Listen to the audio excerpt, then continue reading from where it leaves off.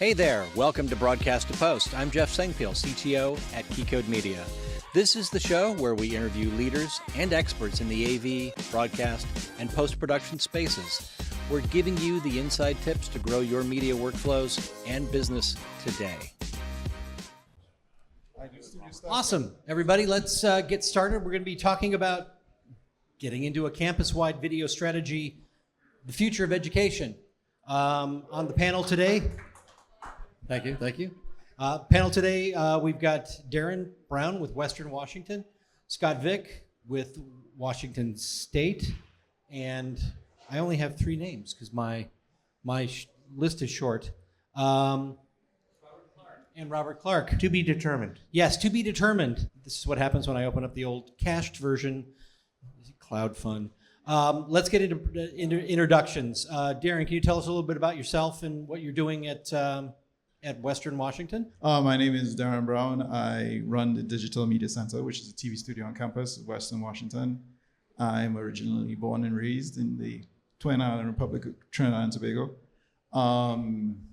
So we have an academic mission, which we support all students of any major to come and do video content in our TV studio.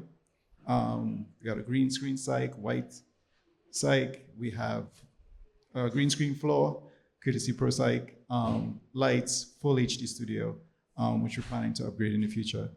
And I've been doing this for six years? Yeah, 6 years. With Western Washington University, and I've previously been a professor at the universities before coming here. Awesome. Scott, can you tell us a little bit about yourself and your team? Sure. So my name is Scott Vick. I oversee the global campus media team for Washington State University. Adult education, online learning kind of stuff is what we do. Typically, a professor or a subject matter expert would come to us with an idea, and they have determined that media would be a great way to convey that educational message, engage the student, et cetera. And so then my team creates whatever they thought they had in their head. We make a video media out of that, and then integrate that whole thing into a learning environment and all that kind of stuff. Excellent. And Robert, tell us a little about yourself. I'm Robert Clark. I'm the manager of video services. I work closely with Deran. I do a lot of the external videos within the university as well as instructional design. And during the pandemic, I was the Zoom czar of Western.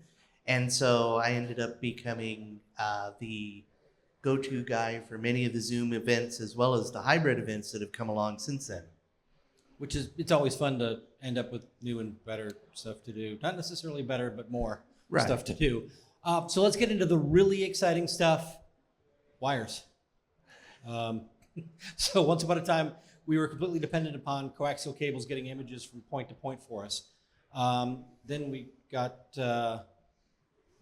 into things with processing them to try to get them to point C. So that made life a little difficult when it comes to getting video across an entire campus. So we now have IP-based video, or packetized video, as I like to call it. It's made signal flow and distribution much easier. There's AV over IP, there's Dante, there's NDI, there's 2110, there's 2020. Mm-hmm. Most people don't know about that. Can you tell us about your most recent campus projects and the underlying technology choices you've been working on for the last few years? Robert, let's start with you. Sure. As I mentioned, we've been doing Zoom quite a bit, and in a funny sort of way, that was a major technological shift for us because primarily we were a Microsoft-based campus, and to some extent, without sounding too negative, Teams initially just wasn't ready for the load of online education with the start of the pandemic. Might not still be. Yeah, well, anyway.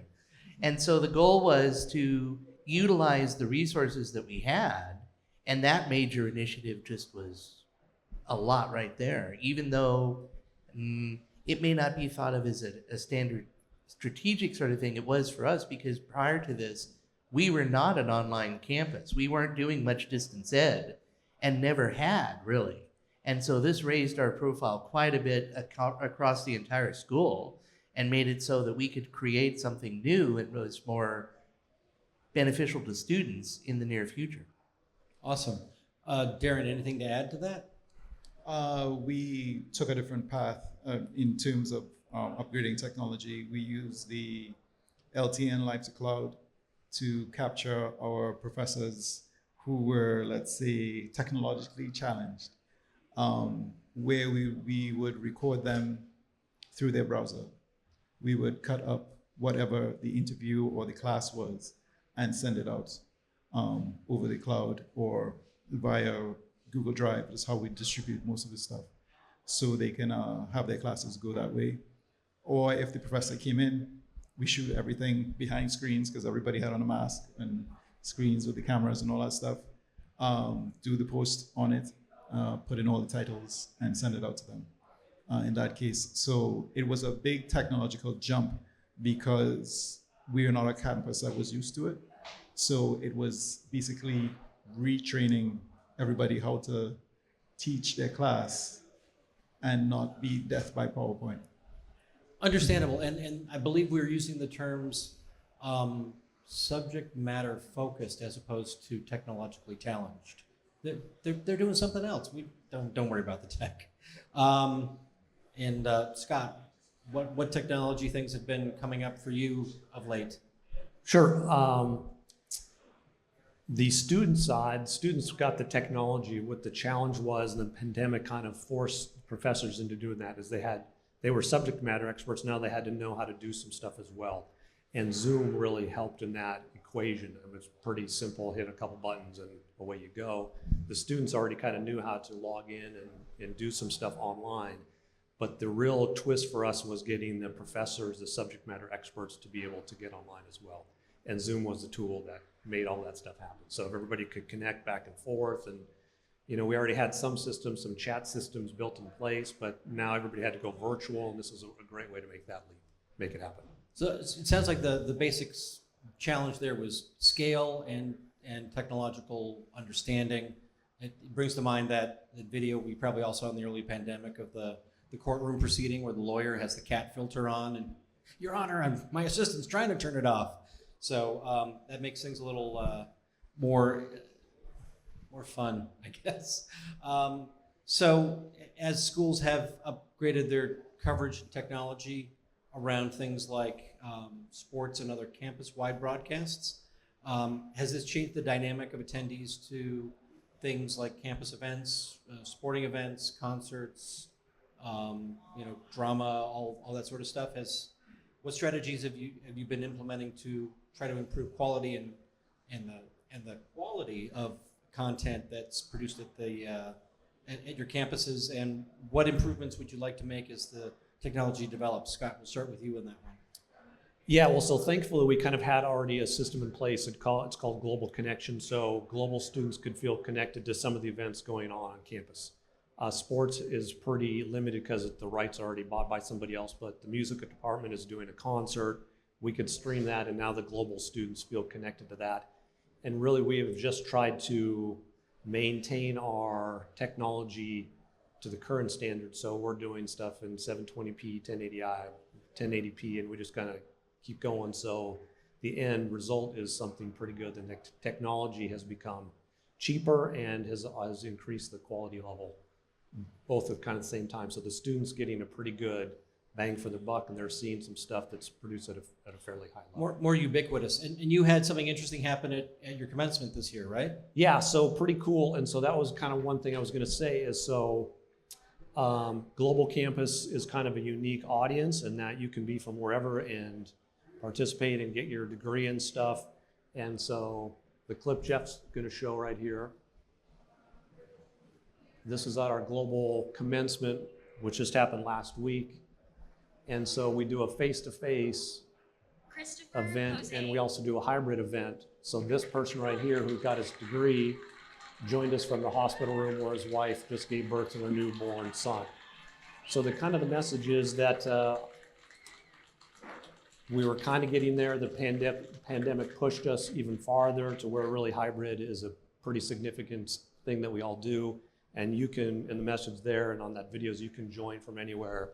And that was a pretty heartwarming and compelling kind of little clip right there. So pretty cool. And then hybrid has really got us to where we're doing both face-to-face and we're bringing people in from anywhere in the world to do that kind of stuff. Awesome. Robert, are you seeing any of that?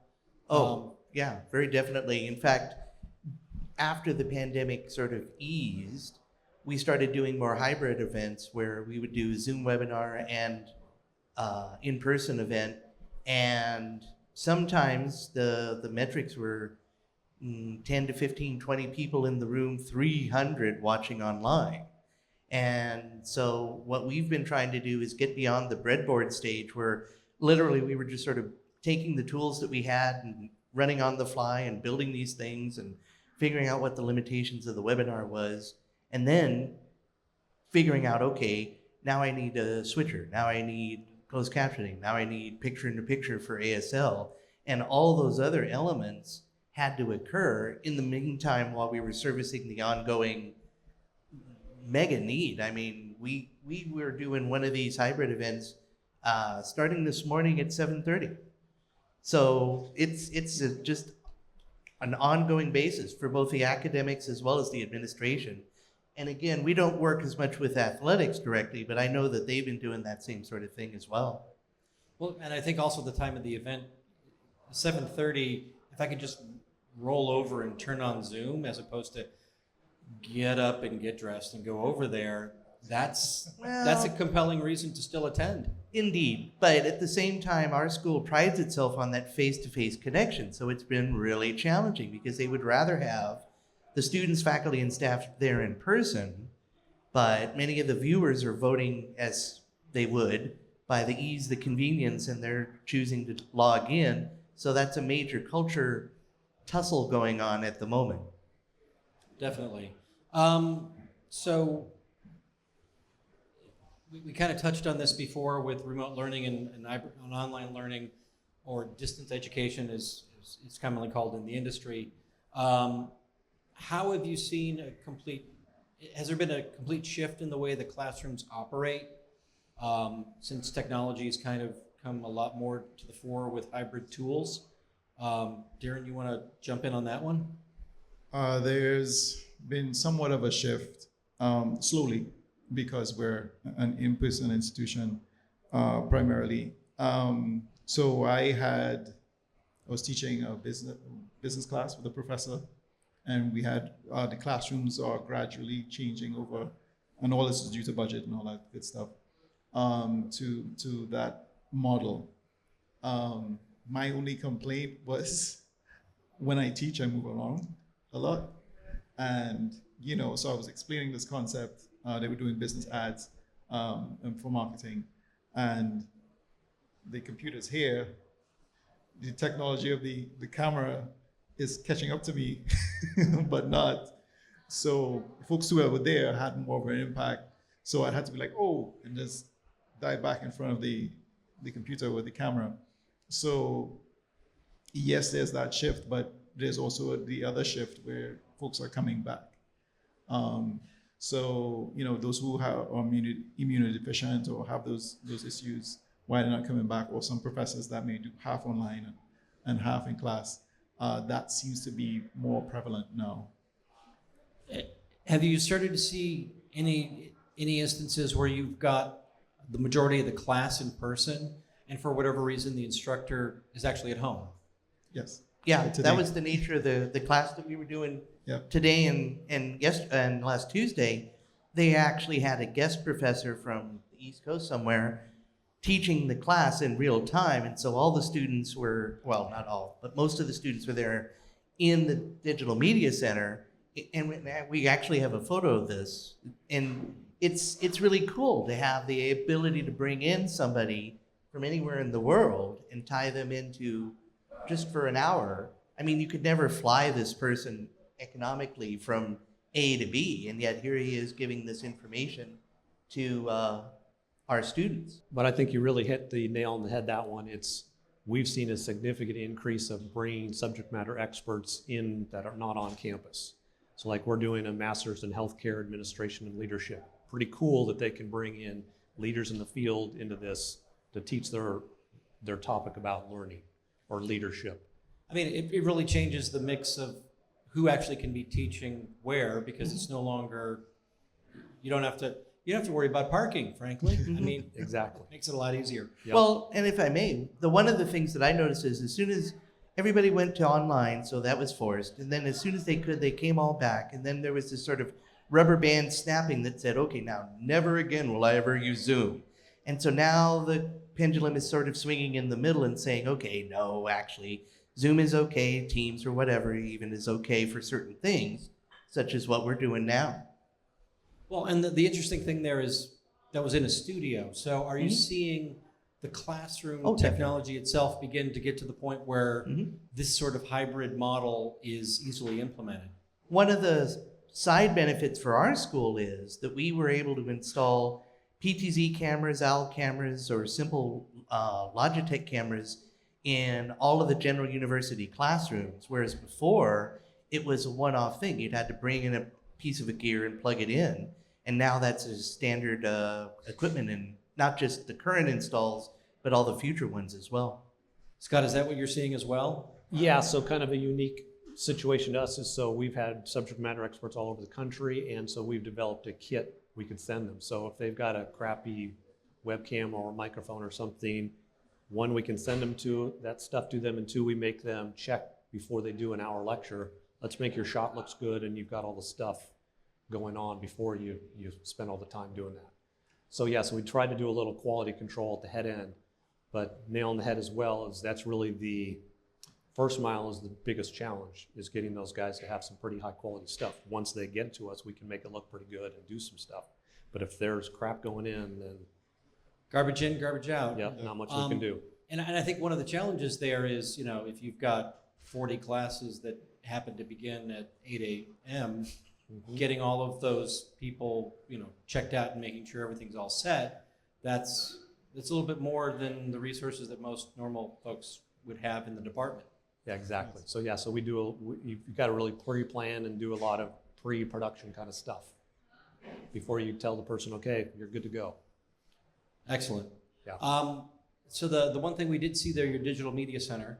So technically it's your studio, right? Yep. So what are you seeing in terms of improvements in your studio technology to help with just overall in terms of you know, the technology flow for all aspects of video on the campus? So we support the entire campus, so it's not restricted to a particular major. So 16,000 students, that's us. If they decide to all come on one day, we're in trouble. But in terms of technology, thanks to you guys installing some stuff, so we've updated to put in an SNS server, which 4 departments use, including our marketing department, Robert's department, and us, to store our stuff. We just had installed the rostria. So since I started working here, I've slowly been moving them towards IP. So we are interested in creating a hybrid model.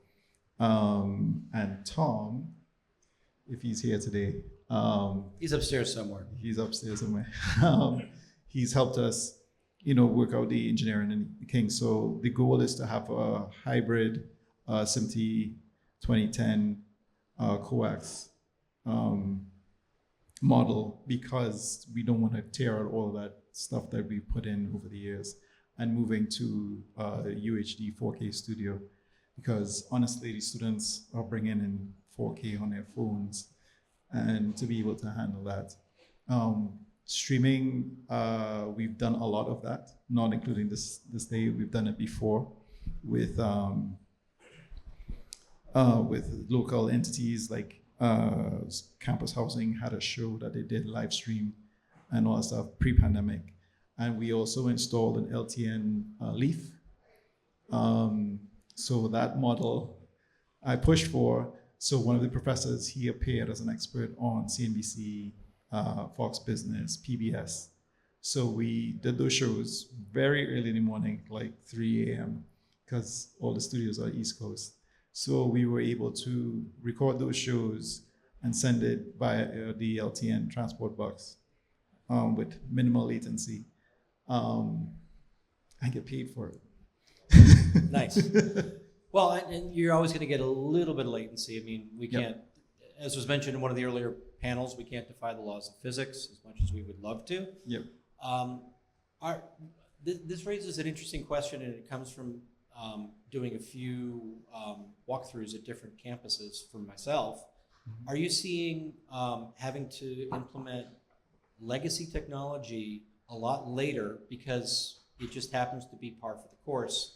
I saw a brand new building at a university in California where they had 150 standard telephone lines. And that's not something like a normal business would do these days. So are you seeing anything in terms of legacy technology that you have to still support because it's just always been there, or there's perhaps certain things in terms of code? Scott, you want to jump on that one first? Yeah, so I'll start a little bit. Yes, we have, and that's the typical challenge, especially with state kind of funded institutions. Would be my 2 cents, is they don't have the budget necessarily that we would hope they would have, and so yeah, we're constantly having to deal with keeping old stuff and integrating it with the new stuff. Well, and the money that came together to provide for the Digital Media Center was not a lot, let's say, and it was all put together in 2010. And here we are 13 years later, and they're looking at us going, well, it's going to live forever, right? And so it's taken a lot of effort on our part politically to not just say we need to change this out because it's dying or old or whatever, but the generations, we've actually missed an entire generation of broadcast quality equipment. And so it becomes more and more of a museum piece as the day goes on. Well, and it's a larger leapfrog to get to the latest and greatest, because sometimes that intermediary step that you missed no longer exists. We don't do that. We're all cabled with SDI cables, like he was saying. And so theoretically, we may end up gutting all those and replacing them, which not only is a major cost, but at the same time, to an average non-broadcast administrator, well, those are perfectly fine cables. Their life expectancy is 25, 30 years. You know, you should just be able to leave them there forever. Well, it doesn't normally work that way, but at the same time, many of the folks that make the decisions aren't in the queue as to us as far as where the industry is or even where it's going. Definitely. Are any of you seeing virtual production tools make things easier in terms of how you're dealing with around the campus and instructional video? In terms of, we haven't ventured to instructional video, but in terms of around campus, it has made an impact in how we produce stuff and done stuff. And at first, honestly, I was on the Unreal Engine train. I was like, all right, we have to get this stuff. It's like, got to spend about $5,000 on one of the sensors so they can pick up and be in a virtual environment. And I still am to a certain degree. So one of my colleagues sent this young man to me because she's like, he's going to get bored here. So they sent him to me. And for the cost of getting a virtual set and having that installed from whatever maker, he does all of this in Blender. And a $35 app on an iPad called CamTrack AR, and done. So a machine that we would have to get probably 5 years ago that was $70,000, it's been reduced to, we can get this done right here, right now, whether with your phone or your iPad. $3.99 a month, and you can pay annually if you want. That subscription services. Right. Scott, are you seeing anything in terms of virtual production? Yeah, so VR is a huge deal. It's got some pretty significant learning engagement possibilities. It's a pretty cool tool. The challenge is how to kind of break into it. There's some pretty significant costs in getting professors to create some of that media, but it's got some pretty significant potential. The challenge for us is it's pretty easy for a professor or subject matter expert to do philosophy 101 or whatever. That's just text reading and stuff. It's another thing to do a virtual lab for a biology kind of course and stuff. Would be pretty cool, or it is pretty cool if you can turn some of that into virtual reality, but making that leap is a pretty significant one. So yeah, do you do virtual sets, and is somebody wearing goggles? And then, yeah, the can of worms is pretty significant. And then, it's especially to me, is how do you expand that into the global audience? So you've got some kid who's in whatever, some small town in California, who's getting his degree from Washington State University, needs to do a virtual or a lab class. How do they do that virtually? That's the real challenge. Just to add on to that, so pre-pandemic, we partnered with one of the student technology centers on campus, and we had a VR unit in our studio. So the engineer and I at the time, we connected it to our switcher. So using that in combination with the green screen, we took the environments from the games and used it for production. So I try to push the boundaries a little bit, sometimes a little bit too far for the administrators to understand. I was like, what are you doing? But this is where the students sort of push that envelope. And we've tried all sorts of things with the controllers and stuff, and which to our chagrin, not getting what we want, but we've been able to produce shows on it. And future for this student is to, I won't give his name because I want him to work for me a little bit longer, is to have these projects come out generated by them and have this additional skill when they leave. And I've had success with students leaving and working for media companies from majors like finance, and just decided that I want to do video. Yeah. And just really quickly, one of the strategies that I think this has also helped us with, not only do the students get something out of it, but it also is sort of a backdoor method to educating the faculty and the administration as to the uses, the possibilities, the pedagogy, if you will, of trying some of these things out in a more formal way. They see the student interest, they see the excitement and the engagement of them willing to put in hours on something that doesn't have a grade. And then they go, wait a minute now, maybe that'll have some value to my course or what have you. So there's a lot of carryover that way if you try to phrase it right. And one of the things I ran into, I just went through a virtual set based on Unreal training course, and nice brand new computers, trying to do it, wasn't built for it. And some of the younger folks who were in that class who had gaming computers running rings around it because they're able to, their machines have the power to do this because they're designed to do that sort of rendering on a daily basis. And my machine's like, yeah, nice try. No, you're not keeping up. So you kind of hit on it. So you use the word game, and so tied to virtuality is gamification is kind of the new one out there. So what we found is if you can engage the students, virtual reality, and the students of this day and age, games is a big deal, video games and all that kind of stuff. If you can incorporate a game into virtual reality and their learning, you've hit a home run. Yep, definitely. One last thing to kind of close out the category. Are you video needs for non-instructional? So, staff communications, staff training, which is definitely different than the ask for regular, classroom instructional sort of stuff. Are you seeing you're using the same tools, or is there still a differentiation there between the tools used for internal communications and communications to students or student-centric events? Not so much a difference in the tools as the application. I mean, the faculty and the staff tend to have longer productions. And again, they're trying to thread the needle between live in-person events where you would sit at a table and come up with something individually, or collectively, I should say, as well as serving the dozens, if not hundreds of people that are watching online. And so I've told people it's like riding two different bicycles at the same time.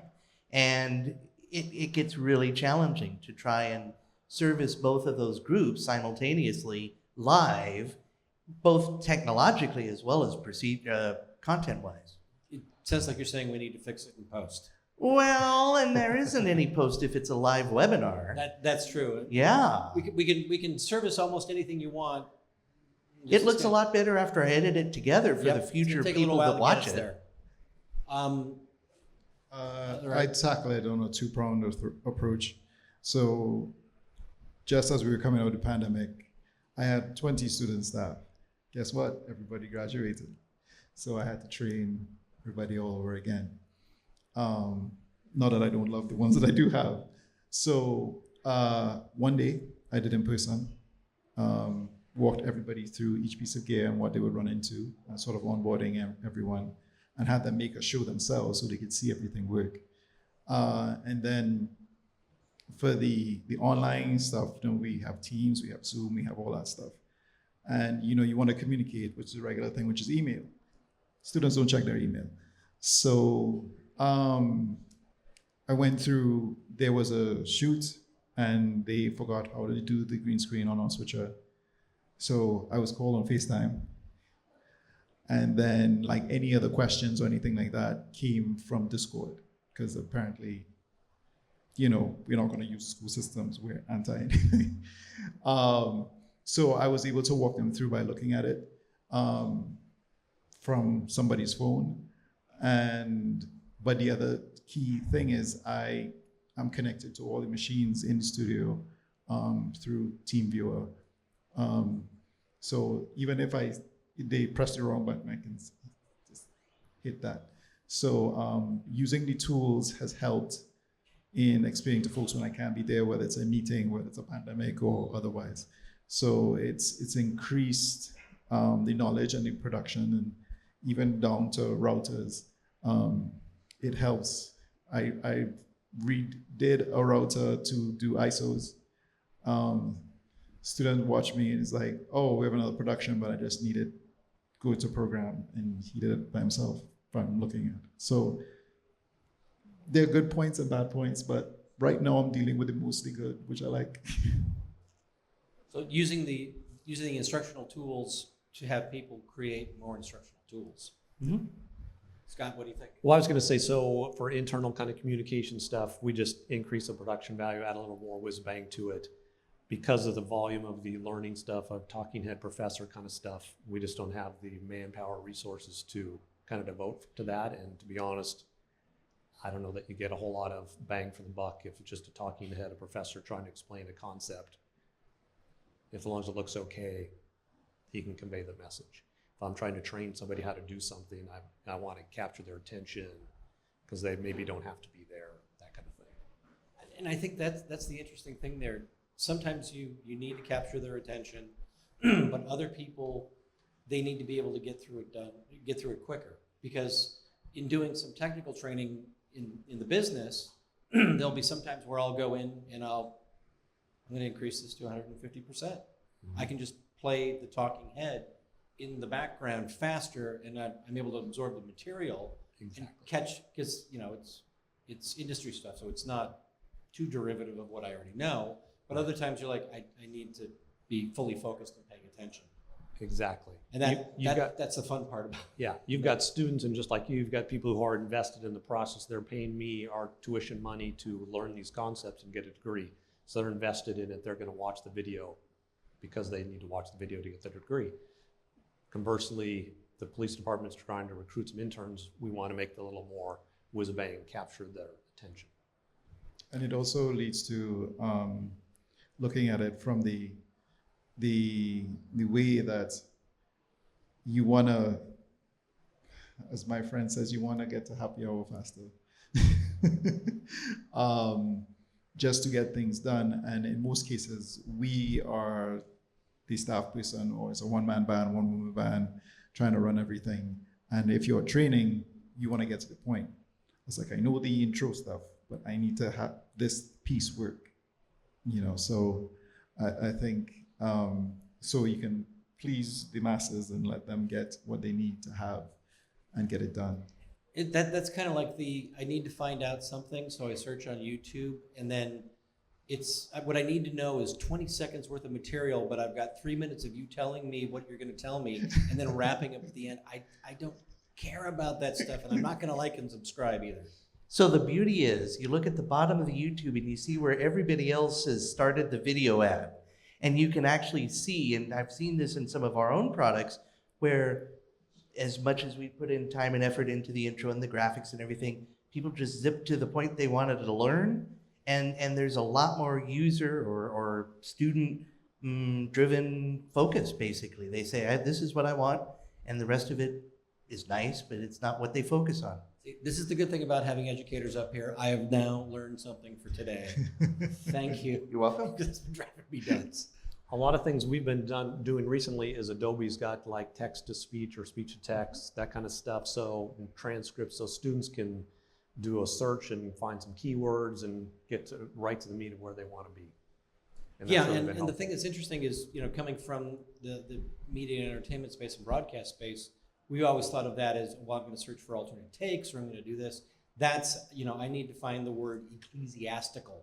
Right. That's going to be pretty easy to find because I just type it in and there it is. Exactly. Back it up 30 seconds, off we go. Pretty cool. So yeah, new ways to consume educational content. Yeah.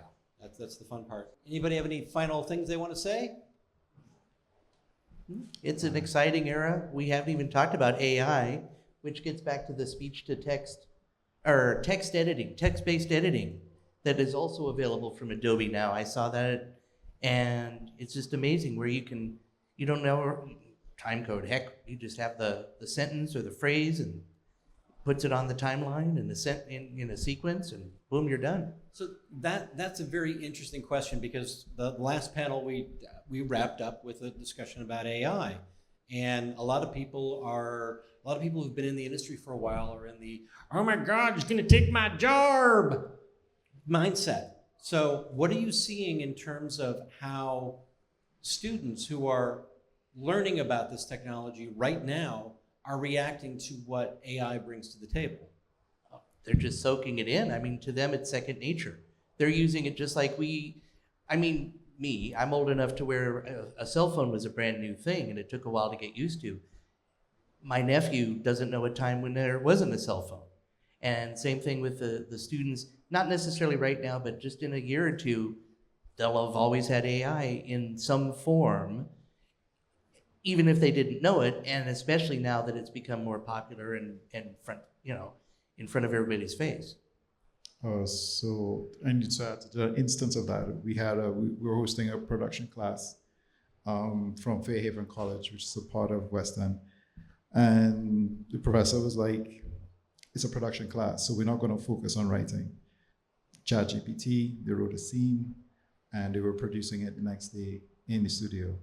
So, it has the benefits of helping move things on and helping get the point that you want to get to. The students that work for me is like, oh, well, we could use this and do that. I was like, use it as a skeleton and you build off of that. It's not going to be exactly perfect and you can't use it as is, but build off of that. So we're also hosting a 48-hour film competition next week for the university. And the question was asked, can we use AI? I was like, go ahead, because you still have to produce that. You might write the bit, but you have to make it look good enough to win that first place or second place or third place.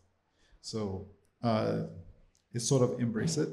And in terms of instructional technology, companies are already developing tools to detect AI when students write papers and stuff like that. Yeah, I was going to say, we just like the panel before us talked about really AI, we're using it to do the redundant kind of task stuff. So color correcting or that kind of stuff. Just hit a button, or image enhancement. That's a big one for us. And the interesting thing there is also, you said they're using it to create scripts. Mm-hmm.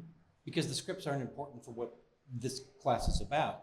But we've got a major union on strike right now because of some of the threats from AI technology. So it's just interesting to see what people see as redundant or extra tasks that are not part of their job and where things will fit. The best example I can give you is when drones were brand new and more commercially available, the state of Washington basically forbid state university employees, as well as state employees, period, from using drones until it, quote, figured out the ethics of them. And so we were unable to use a drone for our jobs, but the students could. And the students did. And so there are some times when new technology comes along and is very disruptive. It isn't like it isn't a disruptive thing. I'm not saying it isn't disruptive, but at the same time, your question was, what do the students think about it? The students just use it. Cool. Let me use this. Yeah. I think the interesting thing, and I don't have the answer to the question necessarily, but it's what's going to happen with ChatGPT when it comes to answering tests or writing an essay for a class. Does a professor consider that a cool tool to use, or are they going to flag you and call BS on that? Yeah. That's And Darren's right. to be There, determined. there's major concern within the academic community that students would misuse the tool, just like they glommed onto Wikipedia, Google search, and such like back in the day when they were brand new, because somehow this was changing the dynamic, and the dynamic adopts to the changes. Yes, and the other thing also I've seen there is if you're using ChatGPT to write an essay, you're doing it because you either A, don't have the time, or you just don't want to make the effort, which also means you're not going to go in and check for the problems. And those will become evident instantly, because I've used ChatGPT for a couple things, and if you're not paying attention to what it's kicking out, sometimes you can find out that it just lied like a rug to you. And that's something that if the students remain ignorant of, then it's going to be still detectable, and I think that'll be an interesting part. It's when it gets a little further down the line, I think we're going to have some troubles and ethical questions at that point. Mm-hmm. Exactly. I also like it that we answered the question about AI, and then my Matrix screensaver came up. It knew. It wanted us out. Folks, thanks for joining me today on the panel. Thank you. And everybody, thanks for hanging out for us and learning about education and the future of all this technology in video. Thank you. Thank you. Have a good day. Thanks for watching Broadcast to Post. Please make sure to subscribe to the podcast to receive future episodes. Follow Keycode Media on LinkedIn, Twitter, Facebook, or Instagram to receive news on additional AV, broadcast, and post-production technology content. See you next time, folks.